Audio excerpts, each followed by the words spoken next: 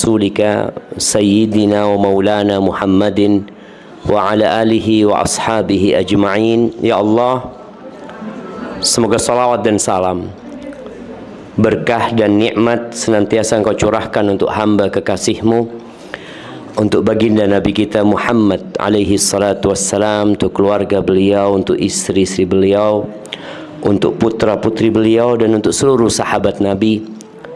Semoga Allah meridai kita bersama mereka. Amma ba'd. Kajian ini dikhususkan buat emak-emak memang ya. Karena harapannya kalau emak-emak solehah, insyaallah rumahnya terang benderang. Walaupun suaminya kurang soleh gitu. Ana ingin bertanya, kira-kira umi-umi yang ada di sini nih, yang sudah berumur di atas 50 tahun ya, yang mungkin sudah 60 tahun, kira-kira masuk surga enggak ya? Yakin masuk surga?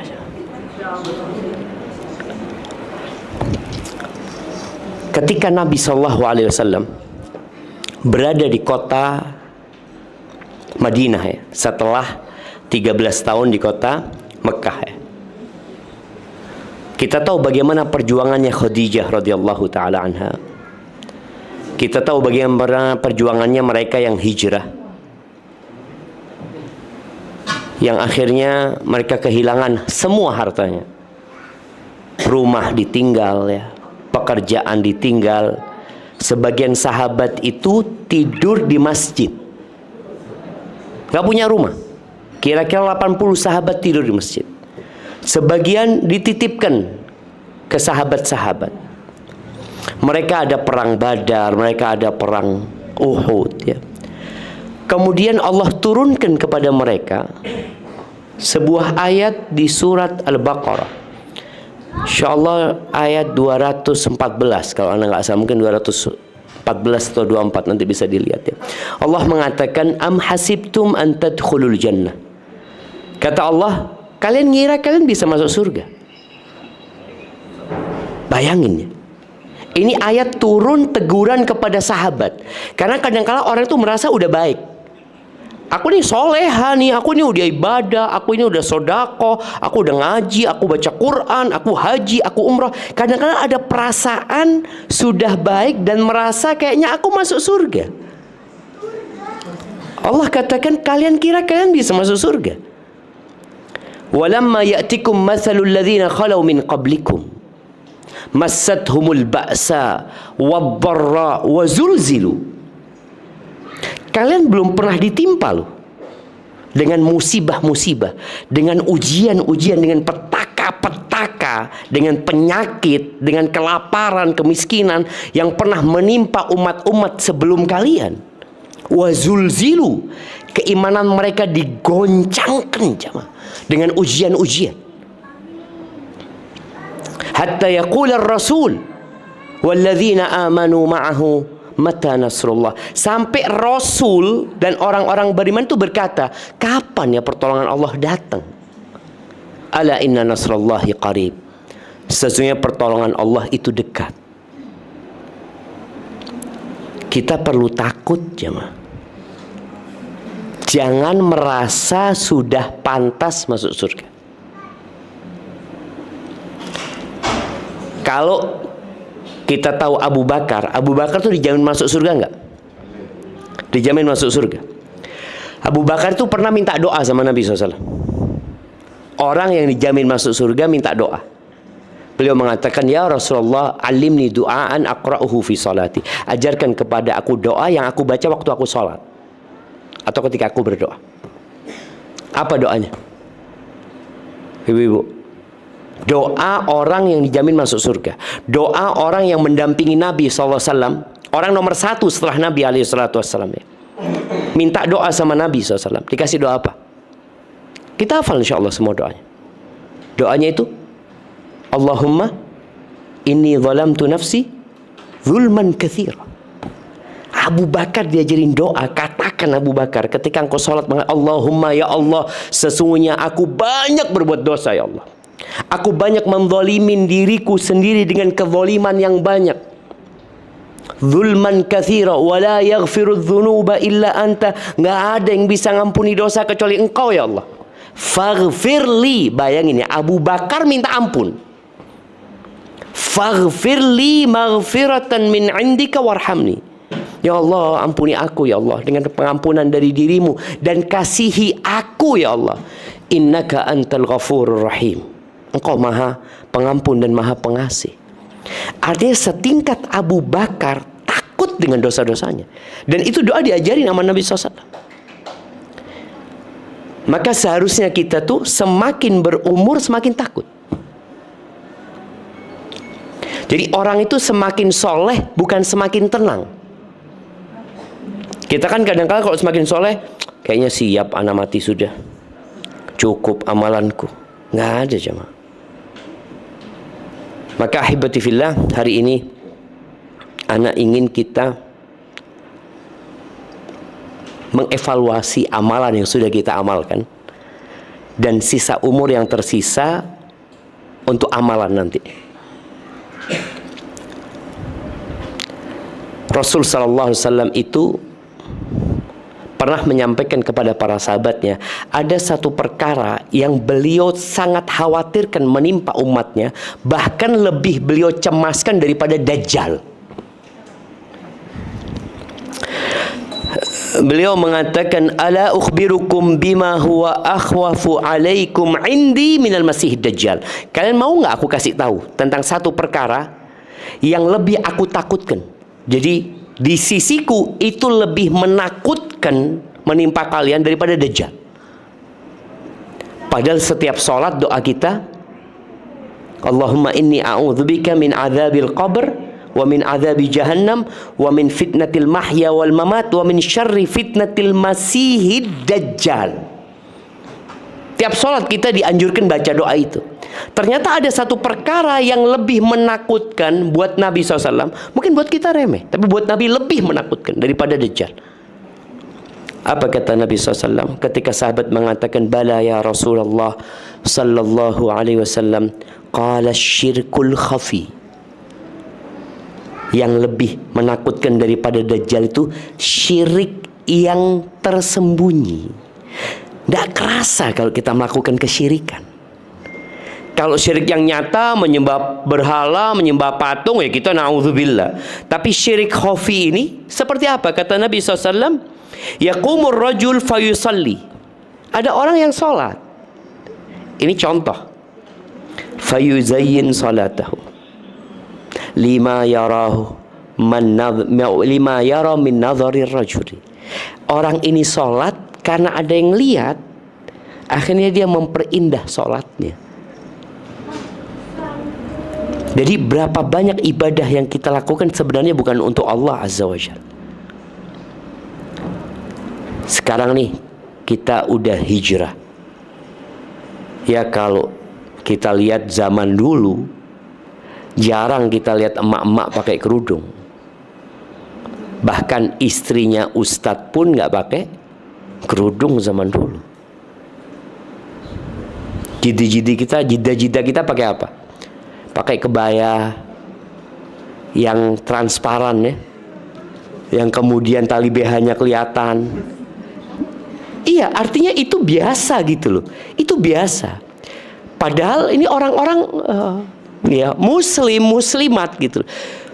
Dan aneh kalau ngelihat foto-foto lama, anak ngelihat anak punya jida, anak ngelihat anak punya amati, ya Allah pakaiannya kayak gini mereka dulu ya. Sekarang udah nggak ada, alhamdulillah. Anak bersyukur sama Allah Azza wa Jalla. Tapi ada hal yang lebih menakutkan dari itu sebenarnya. Jangan-jangan kita beramal selama ini ternyata nggak diterima sama Allah Azza wa Jalla. Nabi Ibrahim itu habis bangun Ka'bah apa doanya? Nabi Ibrahim bangun Ka'bah. Doanya apa? Rabbana taqabbal minna innaka antas sami'ul alim. Ya Allah, terimalah dari kami. Ya Allah, terimalah dari kami. Nabi minta supaya diterima. Nggak ada perasaan, oh insya Allah diterima sama Allah. Aku kan nabi, aku hamba pilihan Allah. Nggak ada sama sekali. Yang ada malah rasa takut tidak diterima. Maka ini harus kita tumbuhkan di diri kita. Yang sudah punya amal soleh, jangan pernah meremehkan orang lain.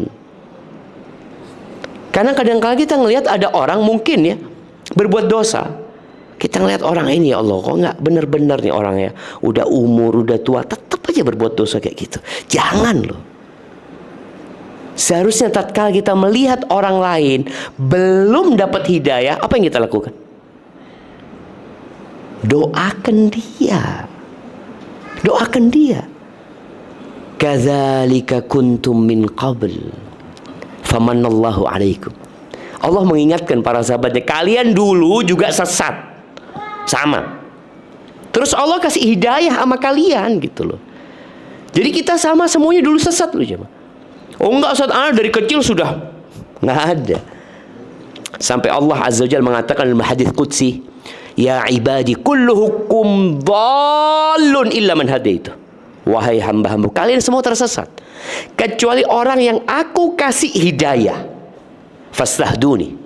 Mintalah hidayah kepada aku. Aku kasih hidayah kepada kalian. Maka kita nggak boleh berhenti doa ihdinas siratal mustaqim. Tadi pagi kita baca sholat subuh. Kalau kita sholat duha kita baca lagi. Sholat duhur kita baca lagi.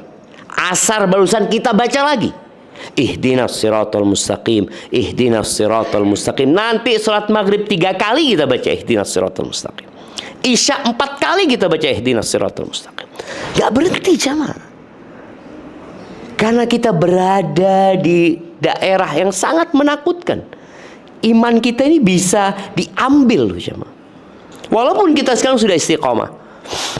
Ahibati fillah, setan tuh nggak pernah tidur siang. Maka agar kita dapat ikhlas dalam beramal ya, yang sudah beramal. Ada yang belum beramal. Ada yang masih nanti insya Allah akan taubat ya. Semoga Allah berikan hidayah. Ada di antara kita yang mungkin masih melakukan perbuatan dosa yang Allah tidak sukain. Semoga Allah memberikan hidayah. Yang sudah beramal tetap berdoa. Apa doanya? Ya muqallibal qulub, tsabbit qalbi ala dinik. Wahai yang membolak-balikkan hati, tetapkan hatiku di atas agamamu. Kemudian jamaah, ada sebuah doa yang kata Nabi SAW, kalau kalian baca doa itu, insya Allah tuh syirik kecil dan besar akan dihindarkan dari kita. Apa doanya? Jemaah, apa doanya yang Nabi ajarkan agar kita terhindar dari syirik kecil dan syirik besar? Intinya agar Allah menerima amalan kita. Kita selamat dari perbuatan yang membuat amalan kita ditolak. Doanya, Allahumma inni a'udzubika an usyrika bika wa ana a'lamu wa astaghfiruka lima la a'lamu. Ya Allah, aku berlindung kepadamu, jangan sampai aku ini melakukan kesyirikan yang aku ketahui. Dan aku memohon ampun kepadamu dari melakukan kesyirikan yang aku nggak sadari. Minta terus. Dan doa ini diajarkan kepada para sahabat yang mereka orang-orang pilihan, apalagi kayak kita. Makanya di antara doanya Umar bin Khattab radhiyallahu anhu, beliau mengatakan, Allahumma ja'al amali kullahu salihan. Ya Allah, jadikan semua amalku soleh ya Allah. Waj'alhu liwajhika khalisan. Jadikan amalan ini murni hanya untukmu ya Allah. Wala taj'al li ahadin fihi syai'an. Jangan sampai ada sesuatu selain engkau di dalam amalanku itu. Karena Allah itu paling tidak butuh dengan sekutu. Allah yang menciptakan langit dan bumi ini. Allah yang memberikan rizki kepada kita. Semuanya dari Allah. Kok tahu-tahu kita beramal bukan untuk Allah gitu loh. Kita sisipkan selain Allah. Kita ingin dipuji orang, disanjung orang. Kata Allah Azza wa Jalla dalam sebuah hadis qudsi, Ana kata Allah, aghna syuraka 'anil syirk. Aku adalah yang paling tidak butuh dengan sekutu. Man amila amalan asyraka fihi ma'i ghairi taraktuhu wa syirkahu. Barang siapa yang beramal kemudian dia sisipkan dalam amalan itu selain aku, maka aku tinggalkan dia dengan yang dia sekutukan aku dengannya. Maka yang pertama, usahakan kita tidak berhenti berdoa. Apalagi di akhir Jumat nih, waktu mustajabnya doa. Yang kedua, menyembunyikan amalan. Jadi kita perlu punya amalan, ibu-ibu yang suaminya nggak tahu, anak-anaknya nggak tahu, pembantunya nggak tahu, hanya dia sama Allah yang tahu. Mungkin? Apa nggak mungkin? Nah, apa kira-kira amalan yang bisa disembunyikan? Ibu-ibu, apa kira-kira amalan yang bisa disembunyikan gak ada yang tahu? Sedekah? Mungkin. Sholat malam. Sholat malam. Makanya Nabi SAW mengatakan rahimallahu rajulan. Allah merahmati seorang suami. Qama minal laili fasalla. Suami ini sholat malam, tapi dia nggak bangunkan istrinya. Dia sholat sendiri. Dia sholat 2 rakaat, mungkin dia sholat 11 rakaat. Selesai sholat baru dia bangunkan istrinya. Jadi istrinya nggak tahu apa yang dikerjakan sama suaminya. Kalau istrinya nggak mau bangun, dicipratin air ya. Bagaimana dia bangun? Istrinya sholat ketahuan sama suaminya kan? Wa rahimallahu imra'atan qamat minal laili fassalat. Dan Allah merahmati seorang istri yang bangun di malam hari sholat. Dia sholat, nggak bangunkan suaminya. Selesai dia sholat, baru dia bangunkan suaminya. Maka juga buat bapak-bapak ya, kenapa sholat sunnah itu lebih utama di rumah daripada di masjid? Karena kalau di masjid kelihatan orang banyak. Di rumah siapa yang ngelihat? Makanya kadang-kadang kita kalau di masjid tuh sholat lebih semangat. Karena semua pada sholli. Sholli juga kita. Tapi sampai rumah nggak ada yang sholli. Cuma kita sholli, nggak sholli, nggak sholli kadang-kadang. Maka tolong punya amalan yang tersembunyi. Ada sebuah athar ya. Liyakun li ahadikum khib'un min amalin soleh. Hendaklah salah satu di antara kalian itu punya amalan yang dia sembunyikan. Kalau bicara sodakoh, gimana dia bersodakoh nggak ada yang tahu. Dulu cicitnya Nabi SAW, Ali ibn Husain ibn Ali ibn Abi Thalib, yang dikenal dengan Ali Zainal Abidin ya. Ketika dia meninggal dunia, disebutkan di pundaknya itu ada warna hitam, bekas hitam ya. Ada bekas hitam. Ya orang nggak tahu kenapa.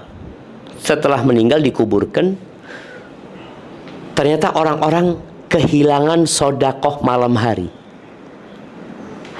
Jadi dulu ada orang naruh gandum, mungkin apa, diketuk pintu rumahnya ditinggal ya, seperti itu.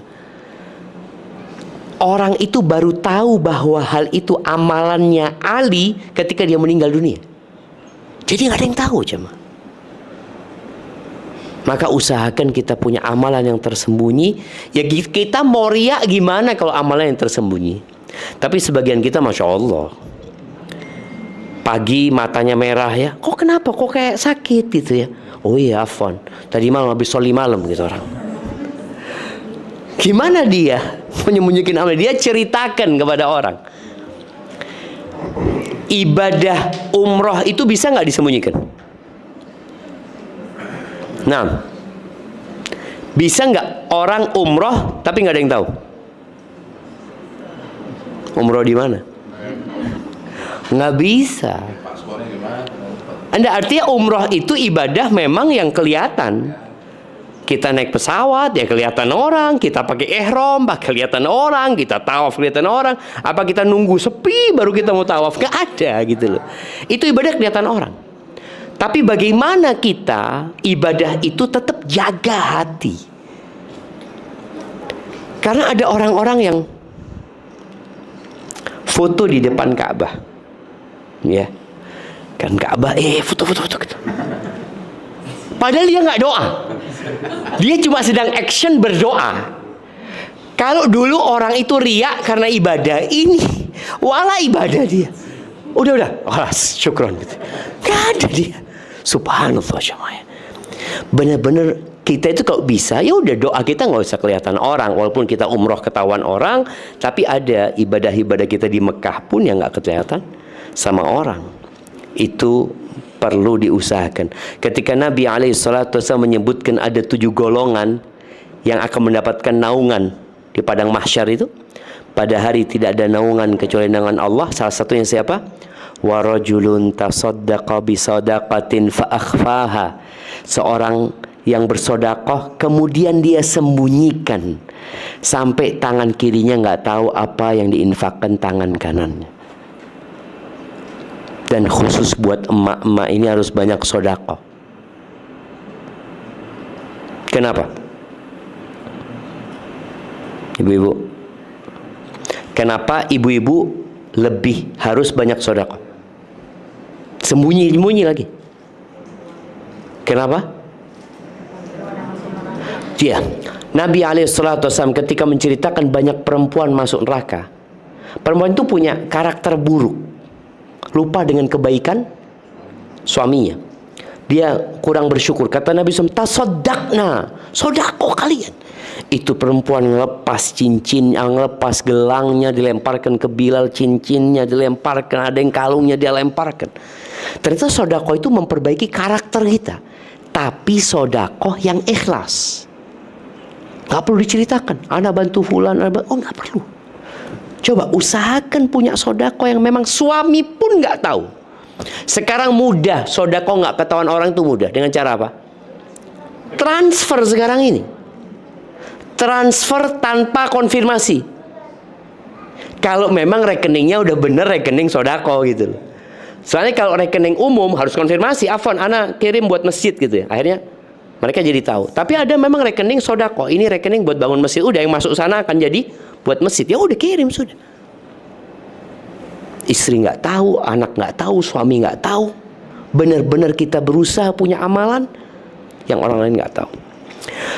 Taib, yang ketiga, agar kita bisa menjaga amalan kita dan ikhlas, kita itu perlu melihat orang-orang yang lebih soleh dari kita. Baca bagaimana ibadahnya orang-orang terdahulu. Ada orang-orang terdahulu itu yang sholat sehari 300 rakaat. Ada yang 100 rakaat. Kok bisa jemaah? Ya dia memperbanyak sholat sunnah mutlak. Emak-emak itu ada yang punya banyak kesibukan karena anaknya masih kecil-kecil. Tapi ada fase di mana dia nggak punya anak kecil. Selesai sudah. Itu menjadi kesempatan baik kalau Allah masih kasih umur ya. Sudah waktu duha, sholli sudah. 2 rakaat, 2 rakaat, 2 rakaat capek zikir. Baca istighfar, 2 rakaat lagi, capek zikir, terus sudah sholli sudah.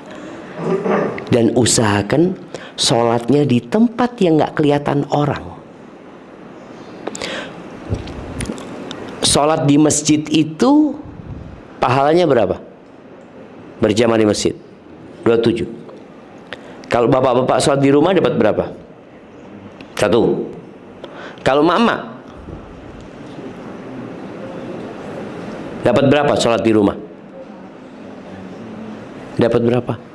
Lebih baik daripada dia sholat di masjid dapat 27. Ada seorang sahabat kalau salah namanya Ummu Humaid As-Sa'idi.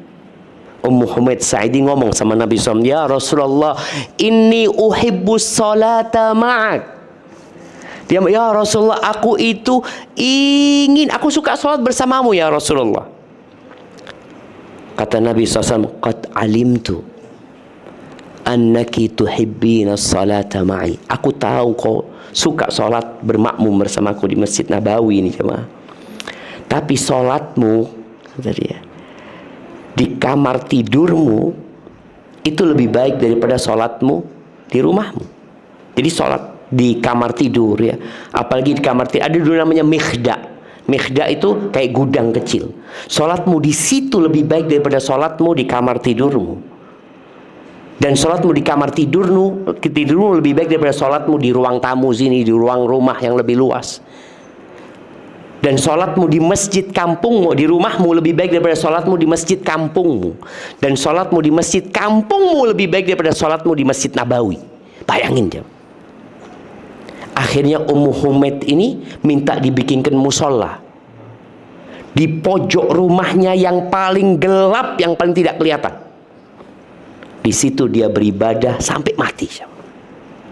Nggak pernah lagi dia ke masjid. Padahal sholat di masjid nggak dilarang, tapi kalau bicara lebih baik artinya lebih tersembunyi.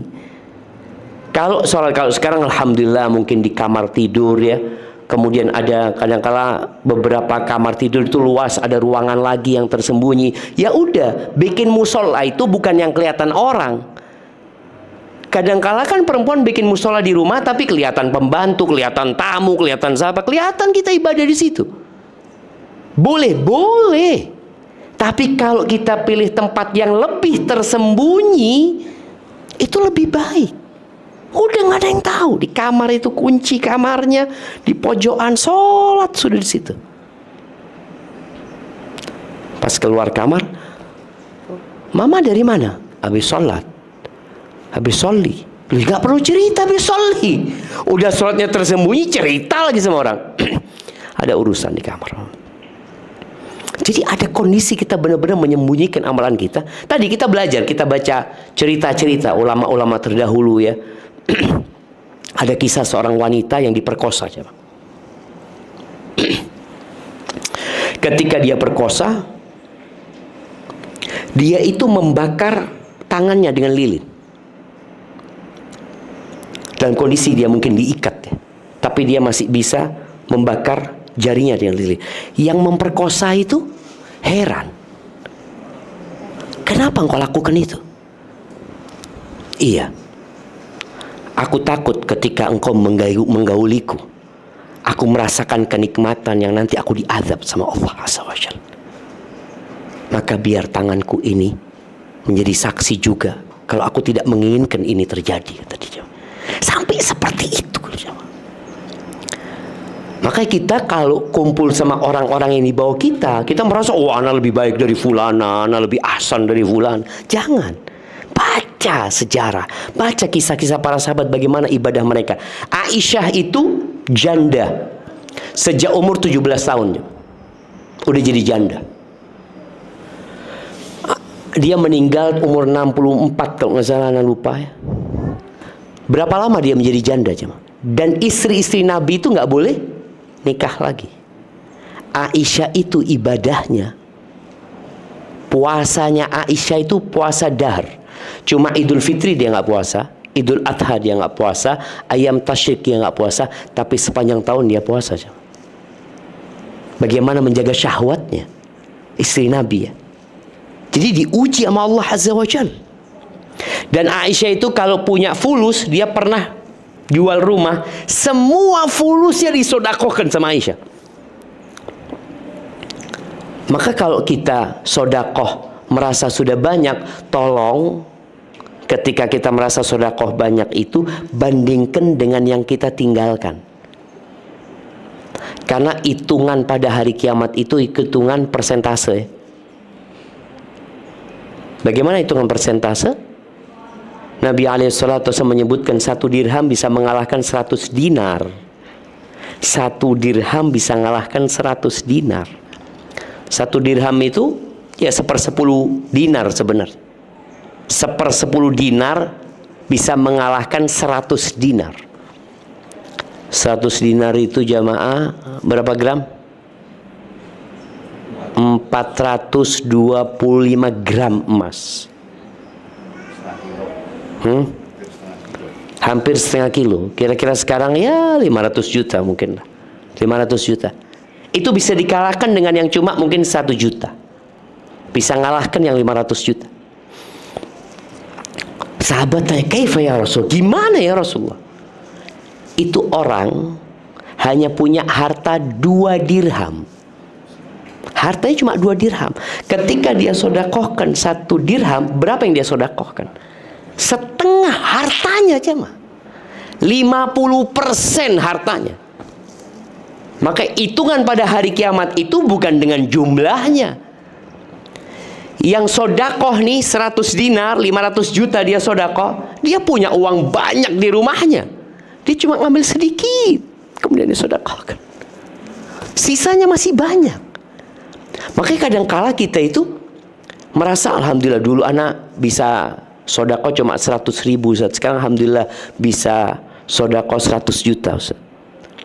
Waktu dulu 100 ribu berapa uangmu? Cuma 500 ribu. Dia bisa sodakoh 100 ribu. Sekarang uangmu berapa? 1 M. Sodakohmu berapa? 100 juta.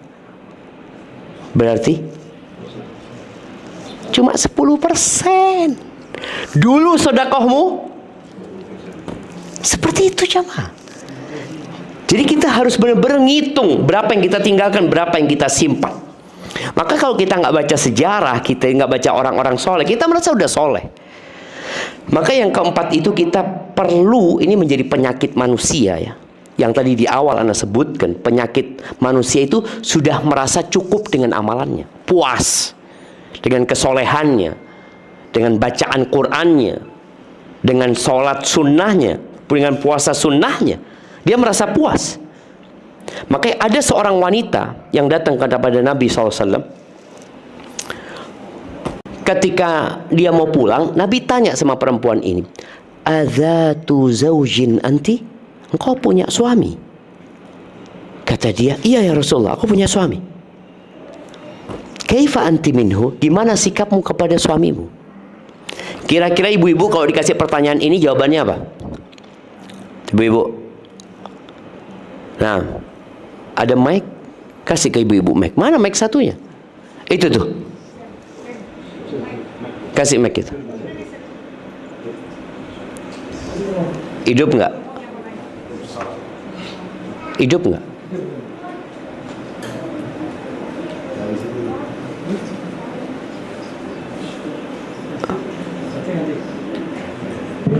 Hidup. Kasihkan ke mama. Anak mau tanya.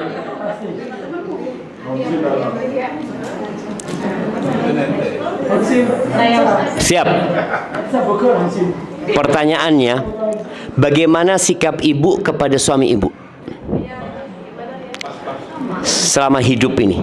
Sudah berbuat baik, sudah kayak apa? Kira-kira suami ibu nuntut ibu nggak hari kiamat nanti? Kira-kira kita kan tadi, ibu merasa sudah baik nggak sama suaminya?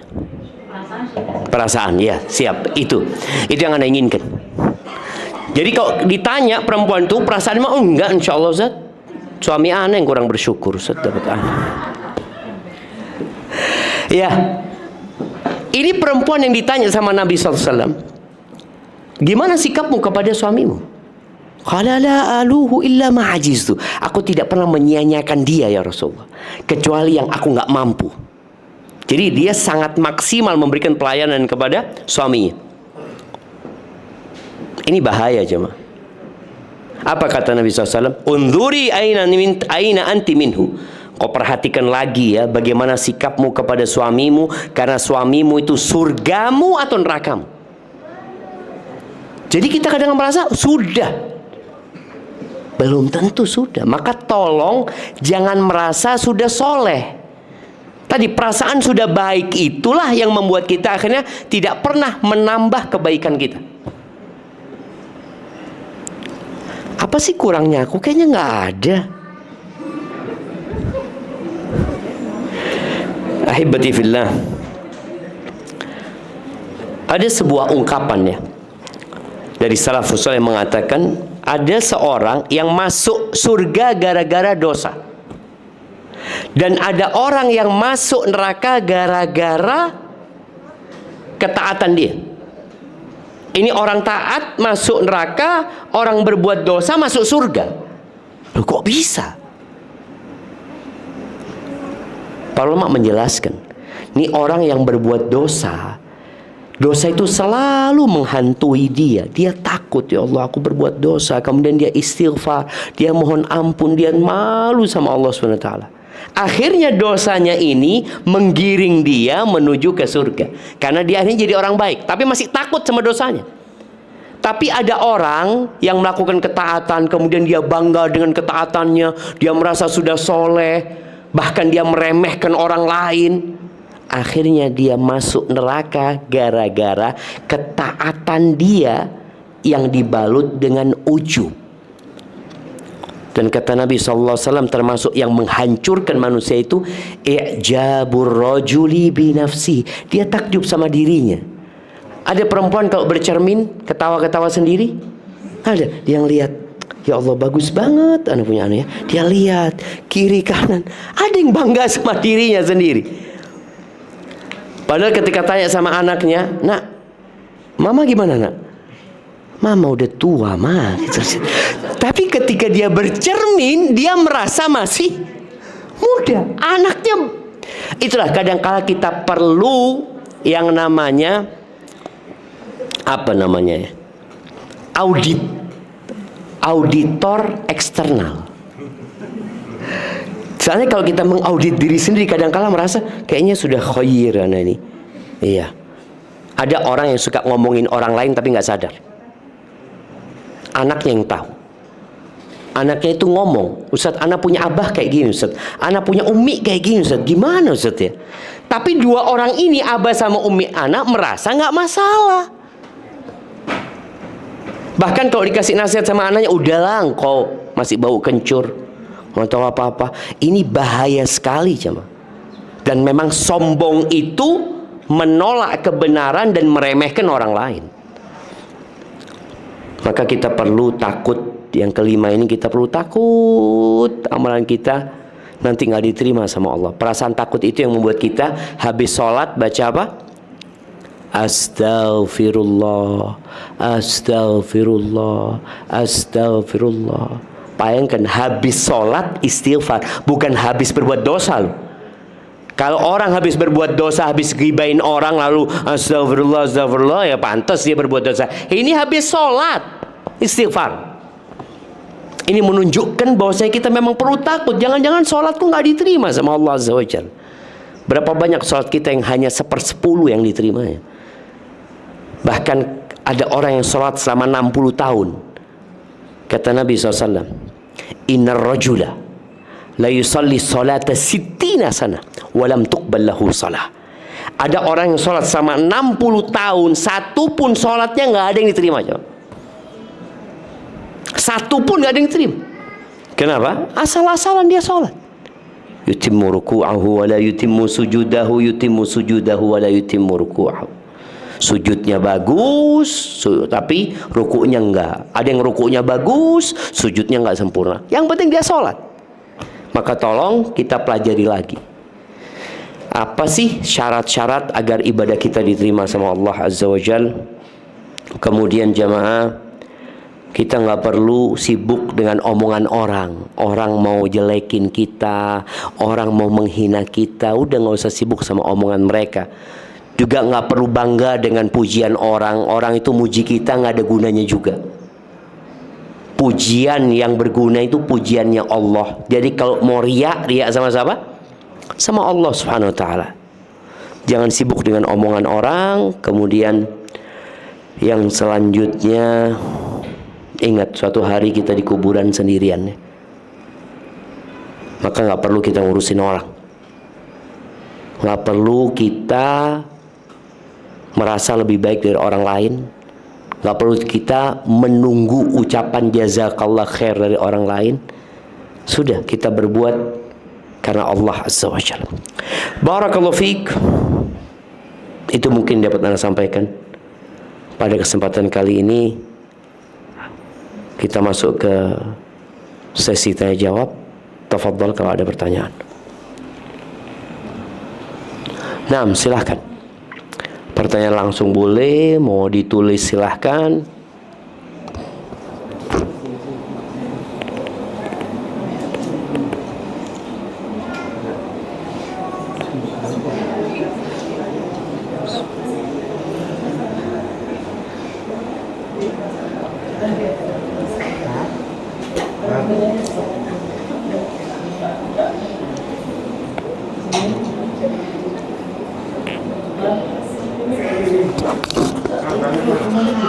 Naam, tafadhal.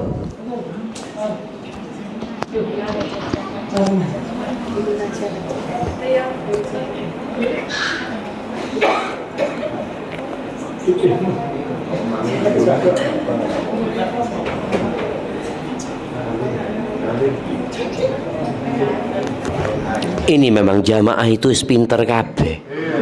Nah, tidak ada yang perlu ditanyakan. Itu seperti itu sudah paham semua.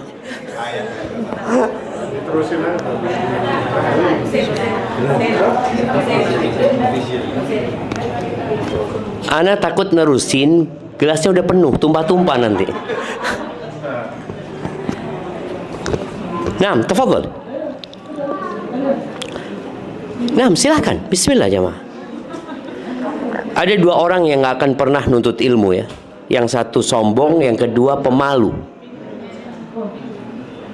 Naam, tafadhal. Silakan. Mic-nya dihidupin dulu. Iya. Assalamualaikum Ustaz. Waalaikumsalam warahmatullahi wabarakatuh. Naam, tafadhal. Ini sebagian ibu minta dikasih sedikit buat birrul walidain. Masya Allah. Ya jemaah, kalau bicara orang tua, kadangkala ini ibu-ibu ya, bukan anak-anak ya. Karena sebagian ibu-ibu merasa pangkatnya sudah berubah jadi ibu-ibu. Padahal ingat, walaupun jiddah, pangkat yang tidak pernah berubah itu adalah anak ya.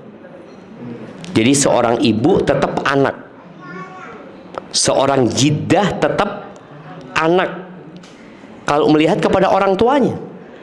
Jangan merasa karena sudah punya keluarga sendiri, sudah punya anak, sudah punya cucu, lupa kalau dia punya kewajiban berbakti kepada orang tuanya. Jadi berbaktinya seorang muslim kepada orang tua itu hayyan wa mayyitan. Jadi bukan hanya ketika hidupnya, tapi ketika mati pun kita tetap wajib berbakti sama orang tua kita. Hanya saja berbeda berbaktinya. Ketika Rasul sallallahu alaihi wasallam ditanya, ayyul amali ahabbu ilallah, amalan apa yang paling dicintai Allah? Maka beliau mengatakan sallallahu alaihi wasallam, as-salatu ala waqtiha. Salat tepat waktu. Ini bicara haknya Allah ya. Salat tepat waktu. Qultu thumma ay. Abdullah bin Mas'ud tanya, setelah itu apa? Qala birrul walidain. Berbakti kepada orang tua. Qultu thumma ay. Setelah itu apa? Al jihadu fi sabilillah. Jihad di jalan Allah. Jadi kalau kita lihat hadis ini, urutannya itu ternyata sholat, birrul walidain, berbakti sama orang tua, kemudian jihad fi sabilillah. Memang wanita itu ada keterbatasan berbakti sama orang tuanya. Kenapa? Karena dia punya suami. Ketika seorang punya suami, ada kebaktian sama orang tua yang perlu izin suami. Contohnya apa? Berbakti sama orang tua yang perlu izin sama suami. Ibu-ibu, pergi ke rumah orang tua. Tapi kalau kirim makanan buat orang tua, pesenin makanan buat orang tua, telepon orang tua, video call sama orang tua, transfer ke orang tua, ada hal-hal yang tidak perlu izin sama suami. Kecuali kalau fulusnya suami. Kalau fulusnya suami harus pamit sama suami. Doa buat orang tua nggak harus izin sama suami. Seorang laki-laki itu wajib berbakti kepada orang tuanya sampai kapanpun. seorang anak wanita sama, nggak ada bedanya. Bedanya cuma tadi istri ada hal-hal kebaktian harus izin sama orang tua. Pernah anak ketemu dengan seorang bapak. Dia menangis. Dia mengatakan, Ustaz, anak punya anak sekarang durhaka sama anak. Padahal anak itu ya punya pengetahuan agama, ya. Baguslah pengetahuan agamanya. Akhirnya anak ngomong sama dia, Bang, abang itu sudah buat abahnya nangis. Loh, anak punya istri, anak punya anak, anak bertanggung jawab. Iya bang, betul.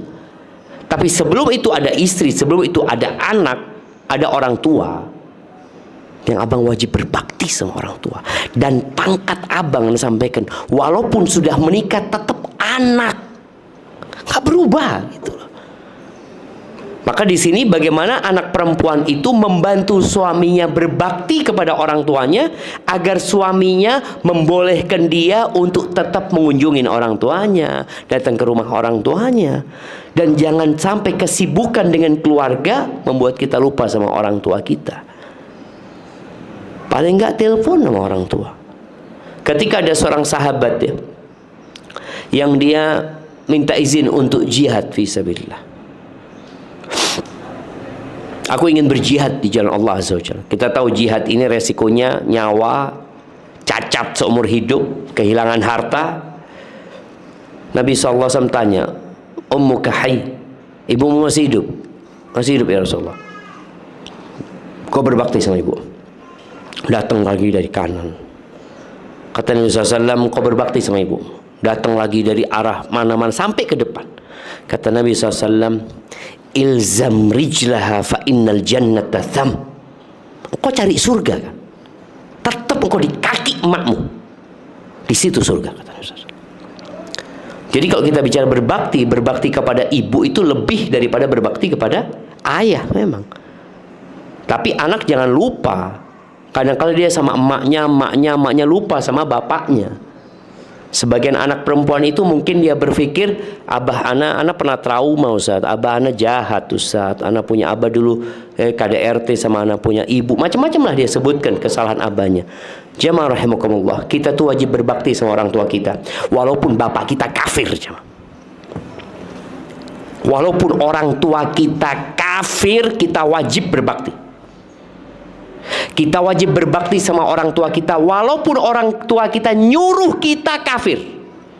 Lebih parah lagi, orang tua kita nyuruh kita berbuat maksiat, kita tetap wajib berbakti tapi tidak taat kepada kemaksiatan itu. Jadi jangan sampai berpikir anak berbakti sama abah, anak berbakti sama umi kalau mereka baik sama anak, tapi mereka pilih kasih Ustaz, mereka menzalimin anak Ustaz, mereka gini. Tetap wajib berbakti. Jadi jangan berpikir kita wajib berbakti kepada orang tua kalau orang tua kita baik sama kita. Enggak. Allah mengatakan ya, ini firman Allah, wa in jahadaka ala an tusyrika bi. Kalau kedua orang tuamu memaksamu untuk melakukan kesyirikan, ma laysa laka bihi ilmun fala tuti'huma. Engkau jangan nurut sama orang tuamu dalam kemaksiatan ini. Kemudian wasahibhuma fid dunya ma'rufa. Tetap engkau dampingin orang tuamu di dunia ini dengan cara yang ma'ruf. Ini orang tua yang kafir yang nyuruh anaknya berbuat kafir. Bagi orang tua yang cuma fasik, anak punya abah nggak sholih, anak punya abah mungkin ya kerjanya nggak bener, tetap wajib berbakti kita sama orang tua kita. Maka hendaklah kita melakukan evaluasi. Apalagi yang orang tuanya sudah sepuh. Karena bentar lagi dia akan pergi mungkin. Dan kita tidak lagi bisa berbakti seperti ketika hidup. Dan orang tua itu, pintu surga itu ada berapa ibu-ibu? Ibu-ibu, ada berapa? Berapa? 7 itu pintu neraka. Yang bener loh. 7 masuk neraka nanti. Kalau kelihatan 7 pintu berarti neraka, jangan masuk. Pintu surga itu 8 pintu surga itu. Di antara pintu surga yang 8 itu ada yang paling indah, paling bagus pintunya. Pintu apa? Berbakti sama orang tua. Kata Nabi SAW, al-walidu awsatu abwabil jannah. Orang tua itu pintu surga yang paling indah. Barakallahu fiik. Mungkin itu yang dapat Anda sampaikan. Baik, ada pertanyaan? Tafadhal. Azan maghrib jam berapa? Kurang 5. Siap, masih ada waktu. Tafadhal. Assalamualaikum Ustaz. Waalaikumsalam warahmatullahi wabarakatuh. Di luar topik. Misalnya orang tua itu kan tinggal satu, terus mereka mau kayak hibah, waris ya Ustaz. Kayak orang tua itu punya rumah, anaknya 3, terus perempuannya 1, laki 2. Orang tua ini berpesan si yang A buat si B, yang rumah nomor 1 buat si A, nomor 2 buat si B, nomor 3 buat si C. Terus di situ orang tua tersebut bikin surat Hibah. Iya, hibah. Nah, dia berpesan tolong ini rumah hasil kami, orang tua kalian, jangan dijual.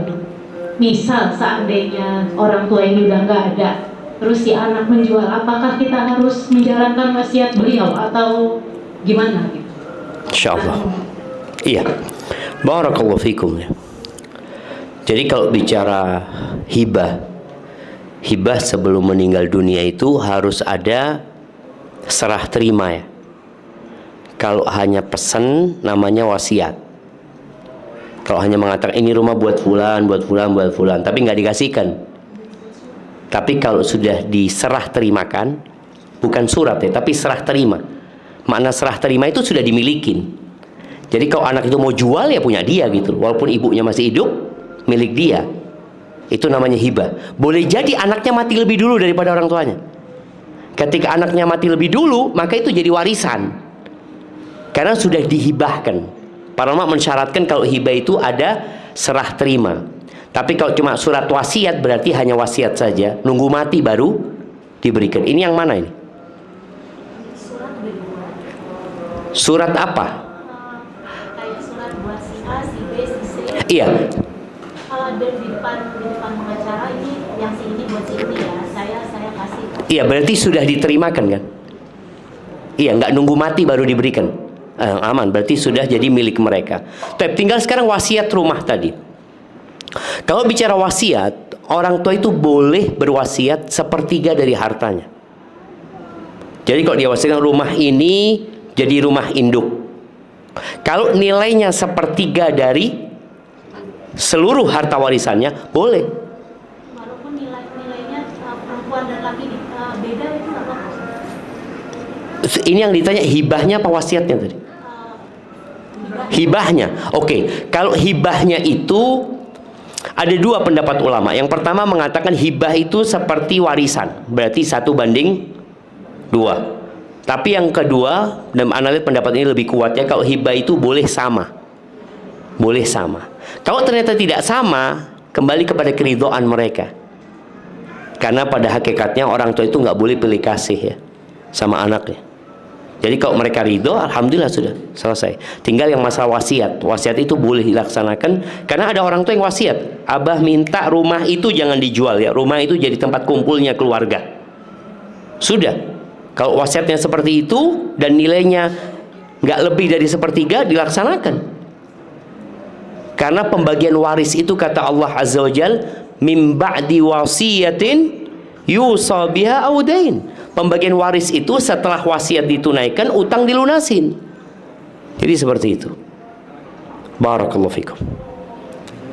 Naam. Tafadhal. Soal tadi keikhlasan. Kalau ibadah itu tujuannya untuk ditalim, untuk anak-anak kita, mendidik anak-anak kita sendiri. Apa itu termasuk Iya. Nah, Assalamualaikum. Jadi tentang keikhlasan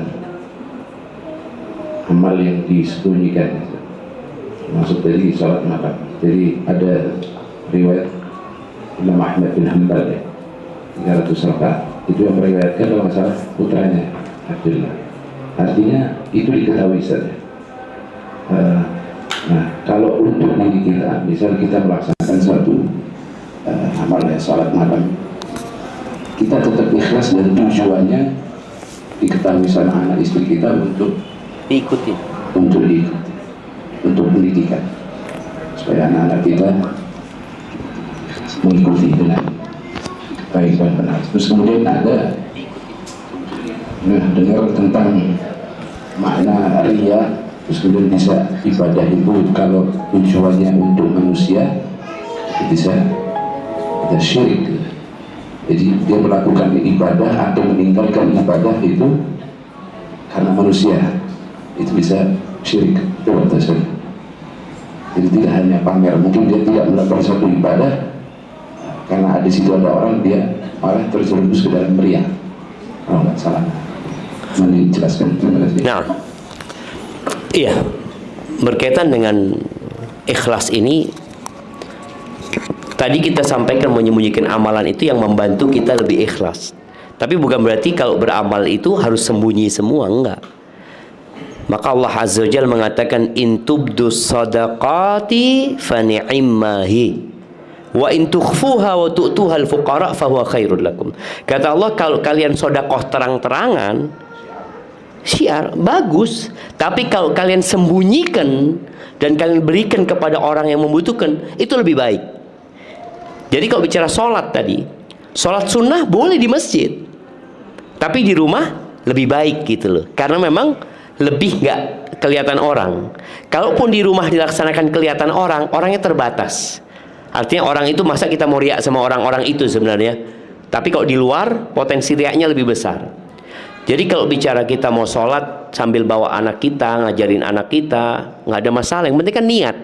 Jadi kalau menunjukkannya itu nggak apa-apa, asalkan niatnya tetap lillahi ta'ala. Dia bicara untuk ngajar, ya dalam rangka untuk mendidik anak-anaknya.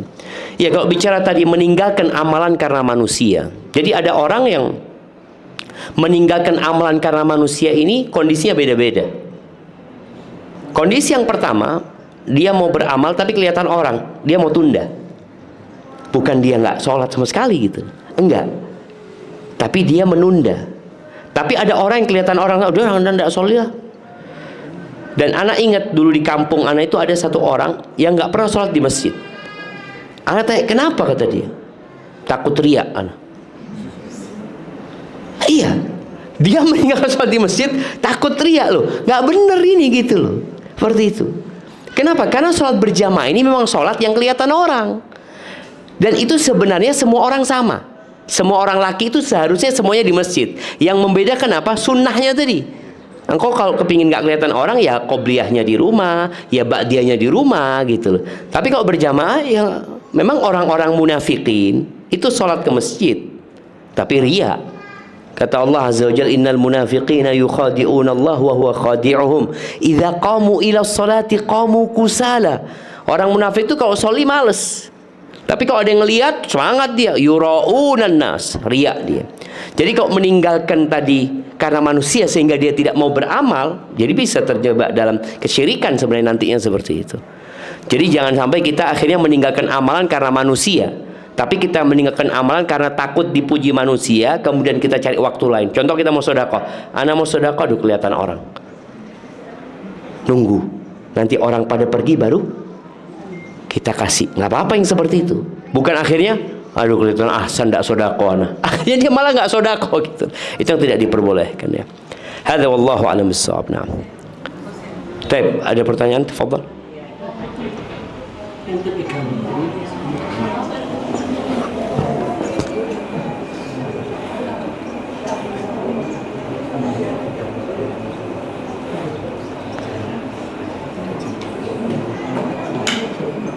Assalamualaikum.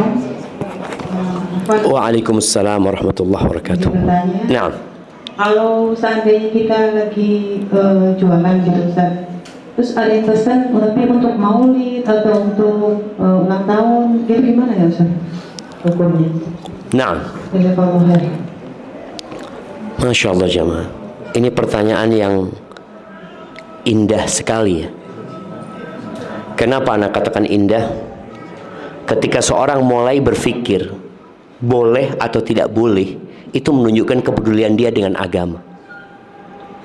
Karena ada orang yang nggak peduli lah, yang penting anda nggak nyakitin orang, anda nggak ngambil hartanya orang, terserah orang mau ngomong apa. Tapi ada orang yang subhanallah naik tingkatannya, dia mulai tanya, ini boleh apa enggak ya?